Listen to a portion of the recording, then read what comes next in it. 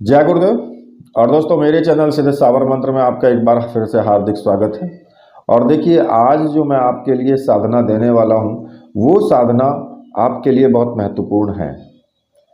सम्मोहन विज्ञान जो होता है, किसी को भी सम्मोहित करना, अपनी तरफ आकर्षित करना, वशीकरण करना, तो सम्मोहन विज्ञान का भी एक उन्नत स्वरूप होता है, वो होता है चिंत्य साधना।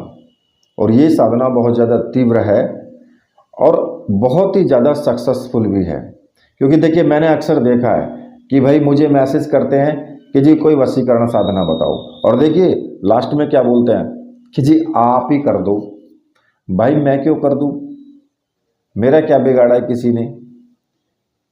तो इसलिए देखिए, मैं तो वशीकरण, मारण, मोहन, उच्चाटन, मैं सब ये नहीं किसी के लिए करता, और ना ही मैं पैसे के लिए ये सब करता हूँ। तो इसलिए मेरे पास में इस चीज़ को लेकर के मैसेज ना करें व्हाट्सएप पर।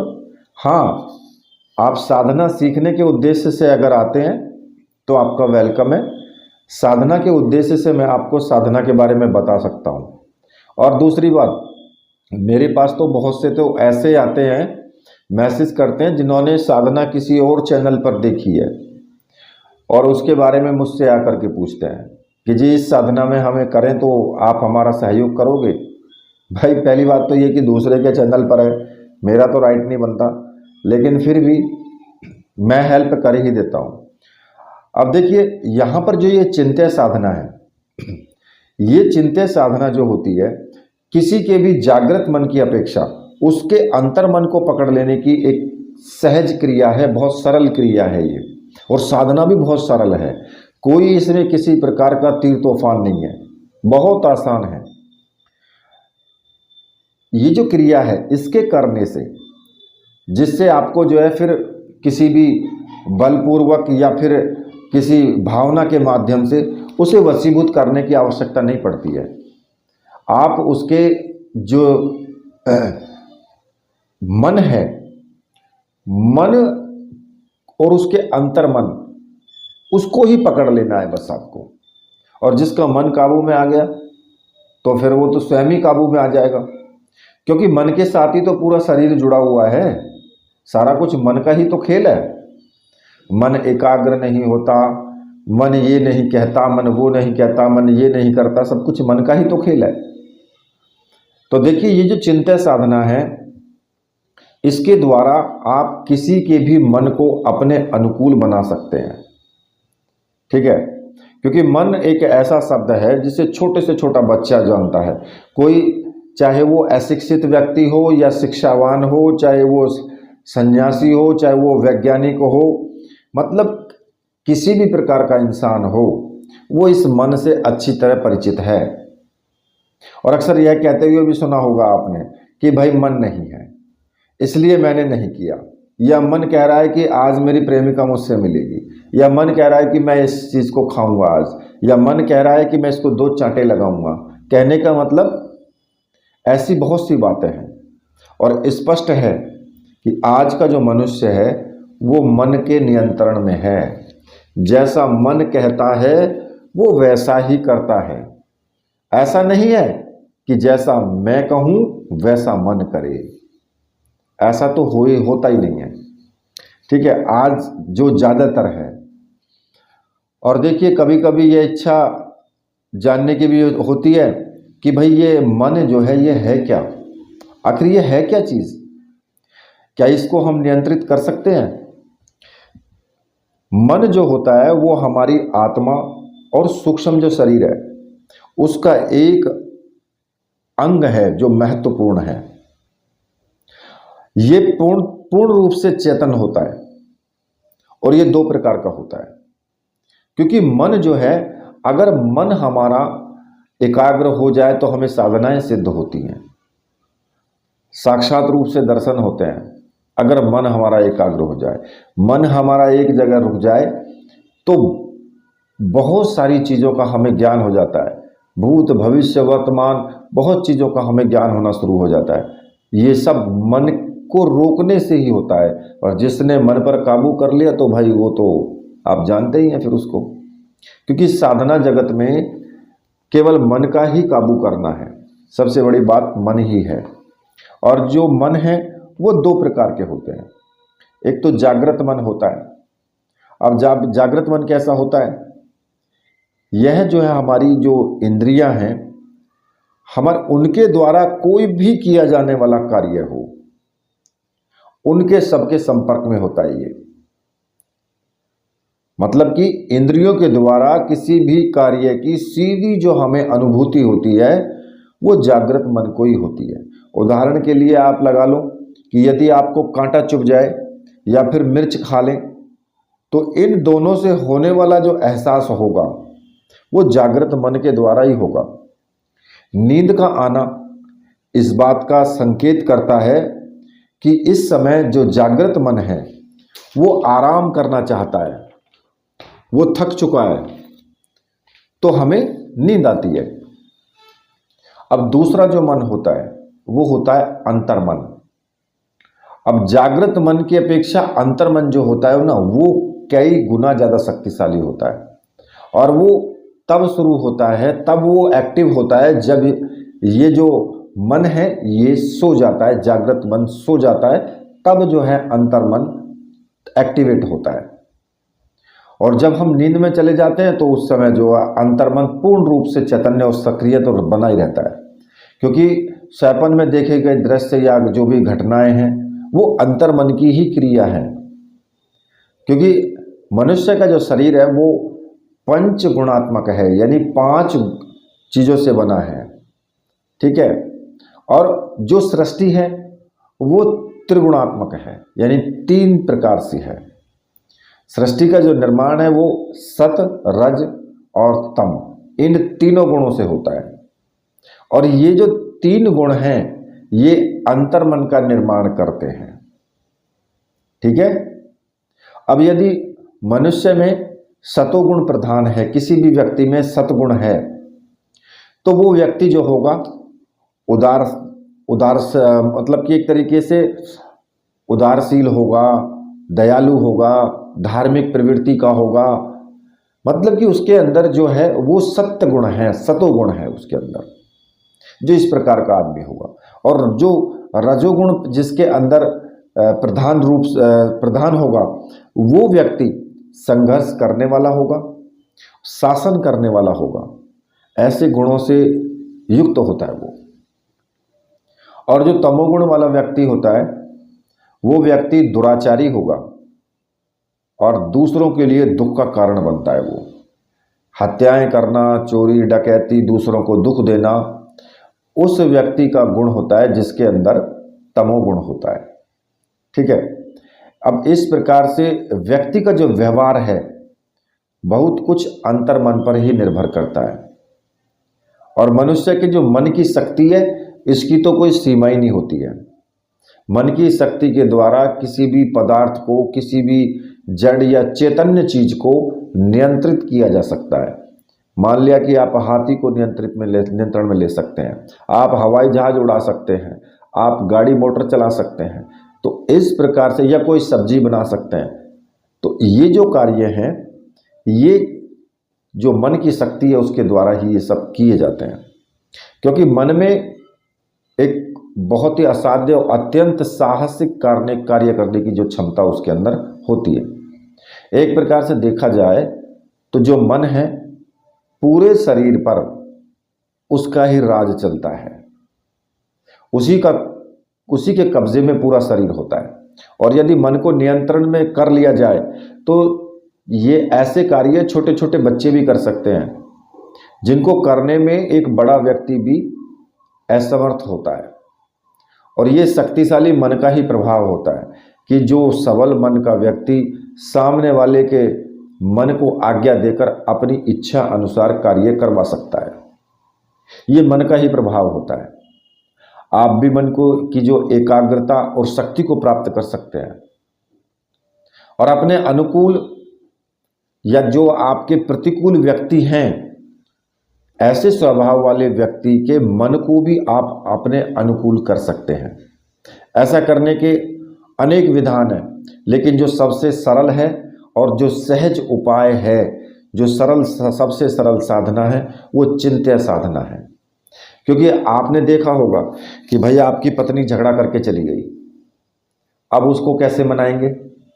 आप कहोगे नहीं मानेगी, या आपका पति चला गया झगड़ा करके, उसको कैसे मनाओगे? गलत रास्ते पे है, आपकी सुनता नहीं है, या आपकी पत्नी नहीं सुनती है, तो कैसे मनाओगे? आप कहोगे नहीं मानेगा।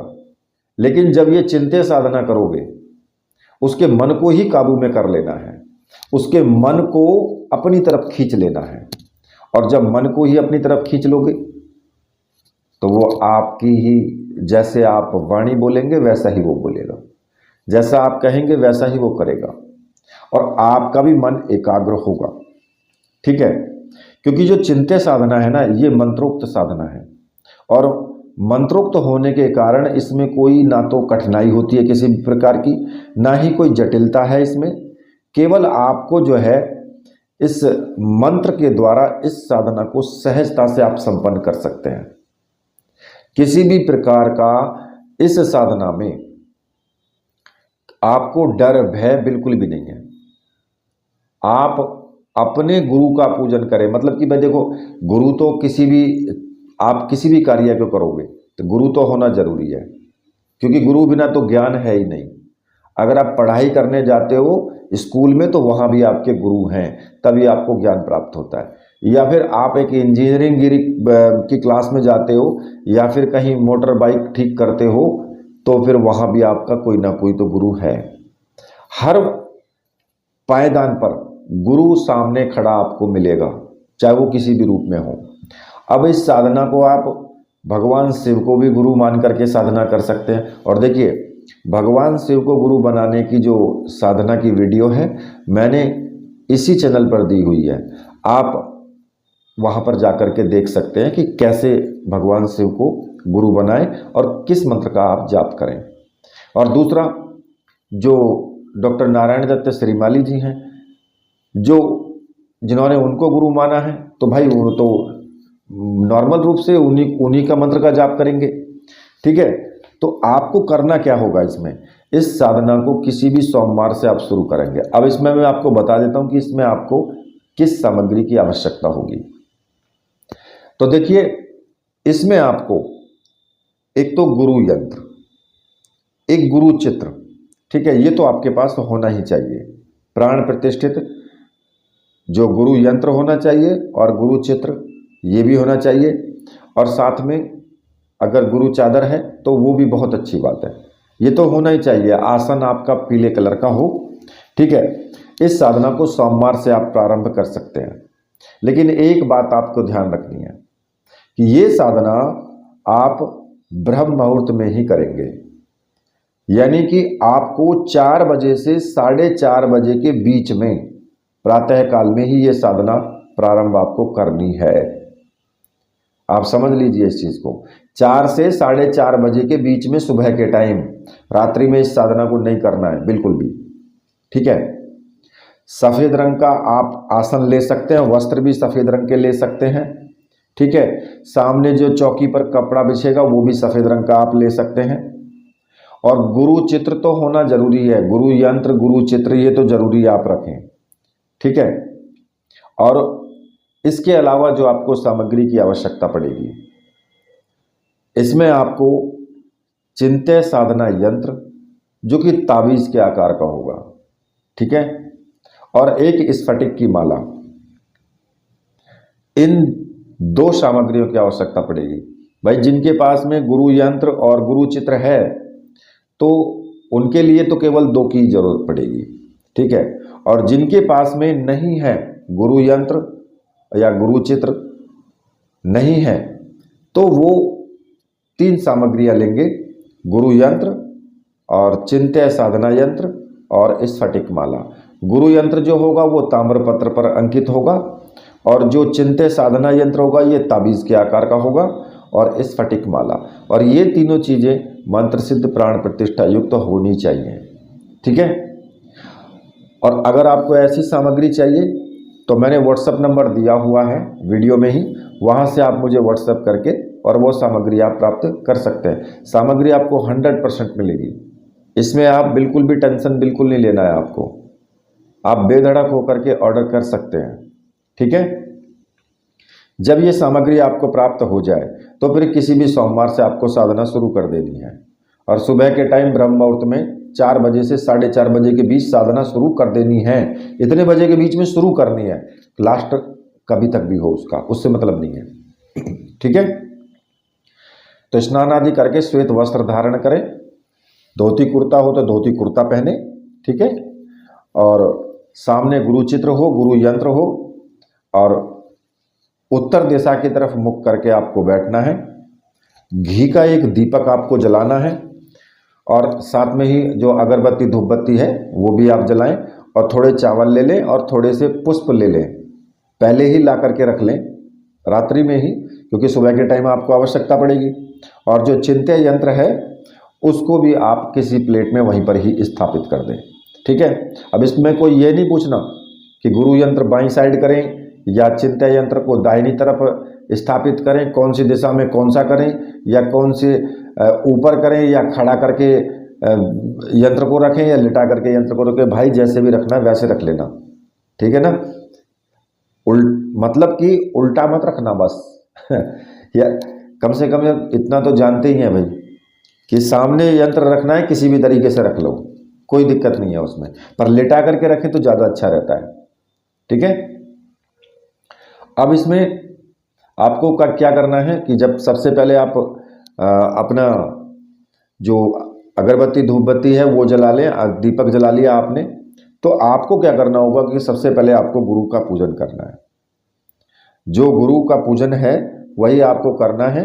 अब मैंने पहली वीडियोज में भी बताया है, गुरु जी को आप सिंदूर से या कुमकुम से टीका भी लगाएंगे, पुष्प चढ़ाएंगे, चावल चढ़ाएंगे और धूप दीप दिखाएंगे, और गुरुदेव से आज्ञा लेंगे कि गुरुदेव मैं ये चिंत्य साधना करने जा रहा हूँ, इसमें मुझे पूर्ण सफलता मिले, आप मुझे आशीर्वाद दीजिए और मुझे आज्ञा प्रदान कीजिए।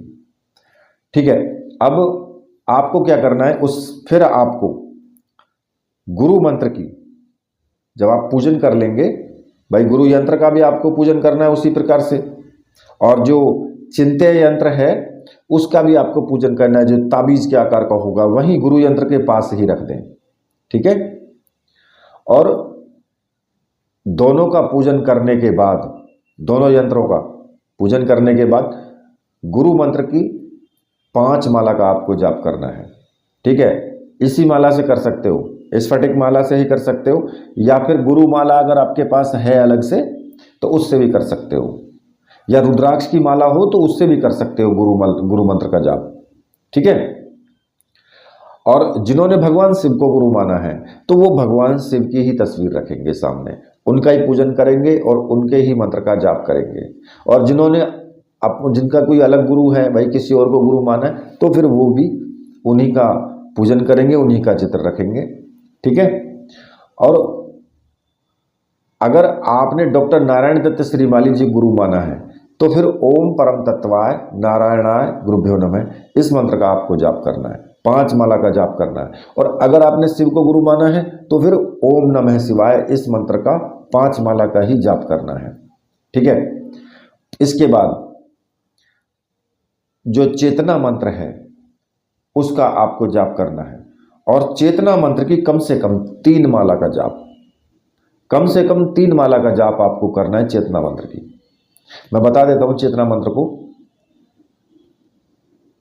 ओम ह्रीम मम प्राणदेहे रोम प्रतिरोम चैतन्य जाग्रह ह्रीम ओम नमः। ठीक है, ओम ह्रीम मम प्राणदेहे रोम प्रतिरोम चैतन्य जाग्रह ह्रीम ओम नमः, इस मंत्र का 3 माला का जाप करना है। ठीक है,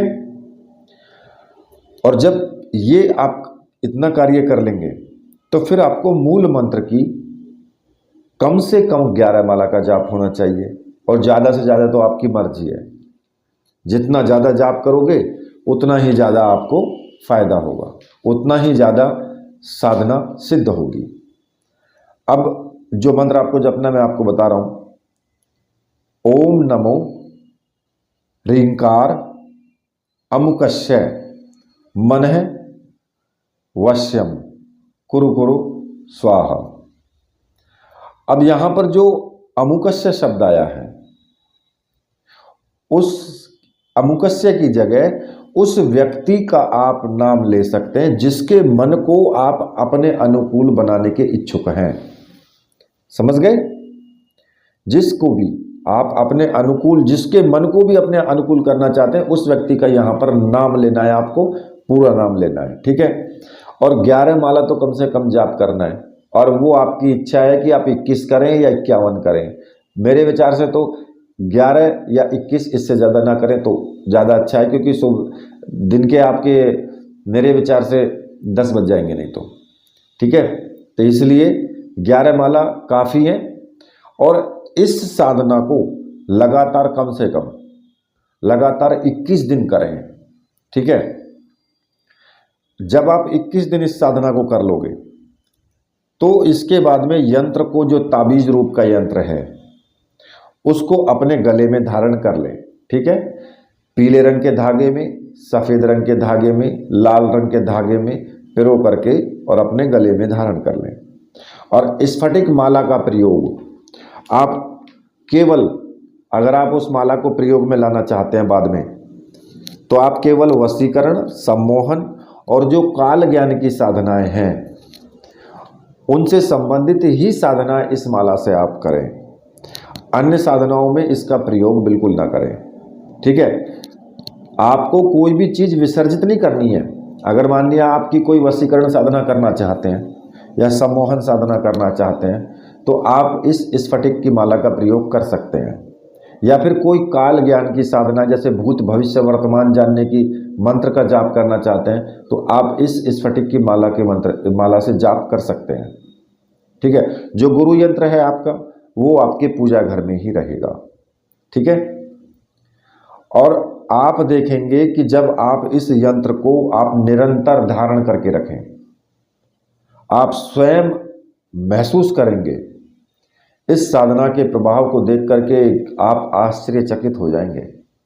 इतनी प्रभावशाली साधना है ये। ठीक है? और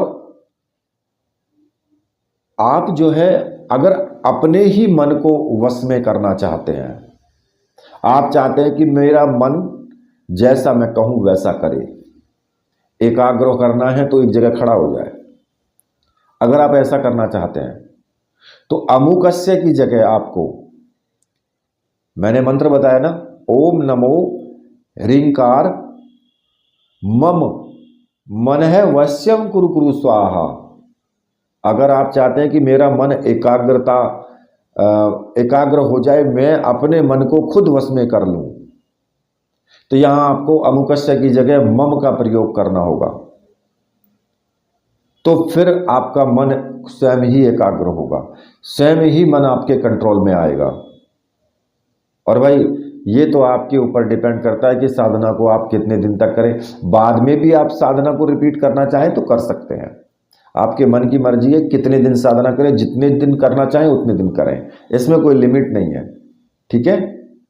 लेकिन इस साधना से आपको फायदा ही फायदा होगा, नुकसान होने की तो बात ही छोड़ दो। किसी प्रकार का कोई विघ्न नहीं, किसी प्रकार का कोई डरावने अनुभव नहीं, सिर्फ सौम्य ही सौम्य, सब कुछ सौम्य होगा। और ऑटोमेटिक ही आपको बहुत कुछ ऐसी जानकारियां मिलनी शुरू हो जाएंगी जिन्हें कि आप भविष्य में देखेंगे या जानेंगे, या भूतकाल में आपके घटित हो चुकी बहुत सी चीज़ें आपको पता लगनी शुरू हो जाएंगी। आप किसी भी व्यक्ति के भूत भविष्य वर्तमान को भी जान सकते हैं। ये मंत्र जो है वास्तव में बहुत चमत्कारी मंत्र है, और जो चिंत्य साधना है ये काफ़ी ज़्यादा बहुत ही तीव्र और चमत्कारी साधना है ये। अगर आप करना चाहते हैं इस साधना को, और मैं तो ये कहूँगा कि भाई करना चाहिए आपको, करो इस साधना को, अगर ये नहीं की तो कुछ भी नहीं किया। ठीक है? इसी के साथ मैं वीडियो को अब यहीं पर समाप्त करता हूँ।